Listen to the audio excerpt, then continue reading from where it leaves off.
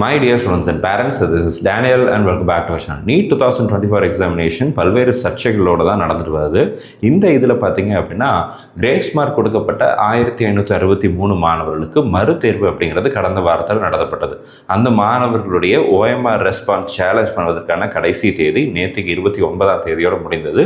இன்னைக்கு 30ஆம் தேதி June 30th நமக்கு இதனுடைய இந்த 1563 மாணவர்களில் யாரெல்லாம் எக்ஸாமினேஷன் எழுதினாங்களோ அவங்களுக்குரிய ரிசல்ட் அப்படிங்கிறது வரப்போகுது. இப்போ இந்த ரிசல்ட் வந்ததுக்கப்புறம் அடுத்த கட்டமாக இந்தியா ஃபுல்லாக இருக்கக்கூடிய எஸ்பெஷலி தமிழகத்தில் இருக்கக்கூடிய மாணவர்கள் அடுத்ததாக நம்ம எதிர்பார்த்திருக்க வேண்டிய விஷயங்கள் என்னென்ன அப்படிங்கிறத பற்றி தான் இந்த வீடியோவில் டிஸ்கஸ் பண்ண போகிறோம். இது வரைக்கும் இந்த வீடியோவை நீங்கள் லைக் பண்ணாமல் இருந்தீங்க அப்படின்னா மறக்காமல் வீடியோவை லைக் பண்ணிவிடுங்க. அதே சேம் டைம் இந்த வீடியோவை உங்களுடைய நண்பர்கள் உறவினர்களுக்கும் ஷேர் பண்ணிவிடுங்க. அண்ட் இது வரைக்கும் நீங்கள் நம்மளுடைய சேனலை ஒருவேளை சப்ஸ்கிரைப் பண்ணாமல் இருந்தீங்க, புதுசாக நம்ம சேனலை பார்க்குறீங்க அப்படின்னா சேனலை சப்ஸ்கிரைப் பண்ணி வச்சுக்கோங்க. NEET 2024 ரிலேட்டடாக நிறைய அப்டேட்ஸ் தொடர்ந்து நம்ம போட்டுகிட்டே இருக்கோம். நம்மளுடைய பழைய வீடியோஸ் நீங்கள் போட்டு பார்க்கலாம். உங்களுடைய பெரும்பாலான கேள்விகளுக்கும் சந்தேகங்களுக்கும் அதில் பதில் அப்படிங்கிறது கிடைக்கும். NEET 2024 எக்ஸாமினேஷன் எக்ஸாமினேஷன் கண்டக்ட் பண்ணப்பட்ட அதனுடைய ரிசல்ட் இன்னைக்கு வந்துருச்சு அப்படிங்கிற பட்சத்தில் இந்த ரிசல்ட்டுக்கு அப்புறம் தமிழகம் ஃபுல்லாக இருக்கக்கூடிய அண்ட் இந்தியா ஃபுல்லாக இருக்கக்கூடிய பெரும்பான்மையான மாணவர்களுடைய ரேங்க் அப்படிங்கிறது வேரி ஆகும். எதனாலன்னு சொல்லி கேட்டிங்கன்னா 1563 மாணவர்களில் பெரும்பான்மையான மாணவர்கள் கிட்டத்தட்ட பாதிக்கும் அதிகமான மாணவர்கள் எக்ஸாமினேஷனை எழுதலை. அப்போ அவங்களுடைய கிரேஸ் மார்க் அப்படிங்கிறது நீக்கப்பட்டிருக்கிறது. அது 1 மார்க்காக இருக்கலாம், 10 மார்க்காக இருக்கலாம், 20 மார்க்காக இருக்கலாம், 100 மார்க்காக இருக்கலாம். அது எவ்வளவு மார்க் அப்படிங்கிறது அந்தந்த மாணவர்களுக்கு மட்டும்தான் தெரியும், NTAக்கு மட்டும்தான் தெரியும், பப்ளிக்காக வெளியே ரிலீஸ் பண்ணப்படலை.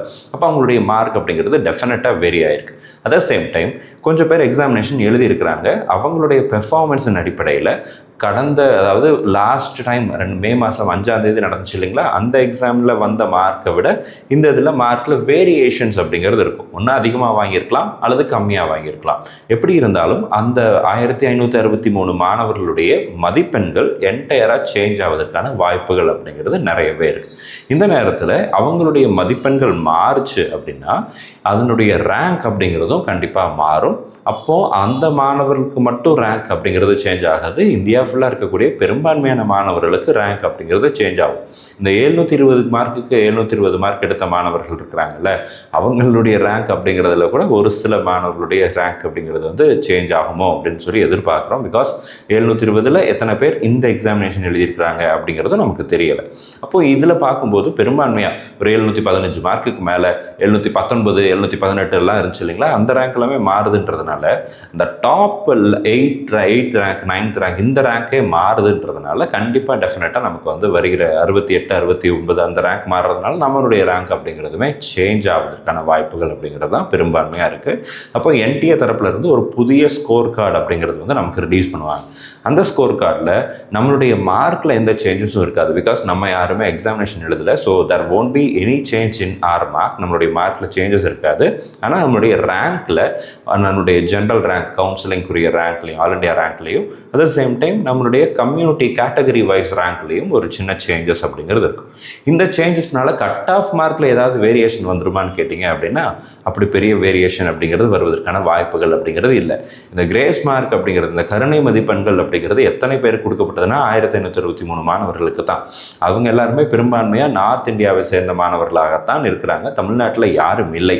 அப்போ தமிழ்நாட்டினுடைய கட் ஆஃபை டிசைட் பண்ணக்கூடிய ஃபேக்டர் அப்படிங்கிறது என்னென்னா தமிழ்நாட்டில் மாணவர்கள் எவ்வளோ மதிப்பெண்கள் வாங்கியிருக்கிறாங்க, தமிழ்நாட்டில் 700 மார்க்குக்கு மேலே எத்தனை பேர் இருக்கிறாங்க, 650 மார்க்குக்கு மேலே எத்தனை பேர் இருக்கிறாங்க, 600 மார்க்குக்கு மேலே எத்தனை பேர் இருக்கிறாங்க, 500 மார்க்குக்கு மேலே எத்தனை பேர் இருக்கிறாங்க. இதுதான் government colleges, government quota in private colleges, management quota, government BDS, self financing BDS, இந்த மாதிரி எல்லாத்தையுமே டிசைட் பண்ணக்கூடிய ஃபேக்டராக இருக்குது. இப்போ தமிழ்நாடு கூடிய சீக்கிரத்தில் வருகிற ஜூலை 6ஆம் தேதி ஆல் இண்டியா கவுன்சிலிங் ஆரம்பிக்கும்னு சொல்லியிருக்கிறாங்க. ஸோ கூடிய சீக்கிரத்தில் தமிழ்நாட்டில் இருந்து நமக்கு ஒரு நோட்டிஃபிகேஷன் அப்படிங்கிறது வரும் for the initial registration. And based on that initial registration number of students qualify ஆன நீட்டில் குவாலிஃபைங் மார்க் வாங்கின இந்த வருஷம் கவுன்சிலிங்கில் நான் பார்ட்டிசிபேட் பண்ண போகிறேன் அப்படின்னு சொல்லக்கூடிய மாணவர்கள் ரிஜிஸ்ட்ரேஷன் பண்ணுவதற்கான வாய்ப்பு அப்படிங்கிறது ஏற்படும். அந்த ரிஜிஸ்ட்ரேஷன் முடிஞ்சதுக்கு அப்புறம் தமிழ்நாடு மெடிக்கல் செலெக்ஷன் கமிட்டி ஒரு ரேங்க் லிஸ்ட் அப்படிங்கிறத ரிலீஸ் பண்ணுவாங்க. அந்த ரேங்க் லிஸ்ட்டை வச்சு தான் தமிழ்நாட்டில் கட் ஆஃப் மார்க் எந்த அளவுக்கு ஏறி இருக்கு அல்லது எந்த அளவுக்கு இறங்கி இருக்கு அப்படிங்கிறத பார்க்கலாம். இறங்குவதற்கான வாய்ப்புகள் இல்லை, ஆனால் எந்த அளவுக்கு ஏறி இருக்கு, எவ்வளவு மார்க் இன்க்ரீஸ் ஆயிருக்கு தமிழ்நாட்டில் அப்படிங்கிறத வந்து தமிழ்நாடு ரேங்க் லிஸ்ட் வந்துச்சு வந்துச்சு அப்படின்னா தான் நம்ம இன்னும் கொஞ்சம் தெளிவாக சொல்ல முடியும். ஸோ கூடிய சீக்கிரத்தில் நமக்கு ஆல் இண்டியா ரேங்க்கும் சேஞ்ச் ஆகும். அதே சேம் டைம் நமக்கு இந்தியாவில் தமிழகத்தில் இருக்கக்கூடிய மாணவர்களுடைய ரேங்க் லிஸ்ட் அப்படிங்கிறதும் இனி வருகிற நாட்களில் வெளிவரும். ஸோ அந்த வரும்போது நம்ம அதை பற்றினா இன்னும் ஒரு கிளாரிட்டியான ஒரு டீடைல்டு கட் ஆஃப் அனாலிசிஸ் அப்படிங்கிறத நம்ம வந்து எடுக்கலாம். அது வரைக்கும் நீங்கள் நம்ம சேனலை தொடர்ந்து பார்த்துட்டே இருங்க. அட் த சேம் டைம் இதுவரை நீங்கள் நம்மளுடைய சேனலை சப்ஸ்கிரைப் பண்ணாமல் இருந்தீங்க அப்படின்னா மறக்காமல் சேனலை சப்ஸ்கிரைப் பண்ணி வச்சுக்கோங்க. அண்ட் கூடவே பக்கத்தில் இருக்கிற நோட்டிஃபிகேஷன் ஐக்கான் ஆன் பண்ணி வச்சுக்கோங்க. அண்ட் இந்த வீடியோவை இதுவரை லைக் பண்ணாமல் இருந்தீங்க அப்படின்னா மறக்காமல் லைக் பண்ணிவிட்டு உங்களை ஃப்ரெண்ட்ஸ் அண்ட் ரிலேட்டிவ்ஸ்க்கு ஷேர் பண்ணுங்கள். இது தவிர உங்களுக்கு ஏதாவது கேள்விகளோ சந்தேகங்களோ அல்லது உங்களுடைய கருத்துக்களோ இருந்துச்சு அப்படின்னா கீழே கமெண்ட் செக்ஷனில் டைப் பண்ணுங்கள். அடுத்தடுத்த வீடியோவில் அதனுடைய பதில்களையும் நம்ம பார்க்கலாம்.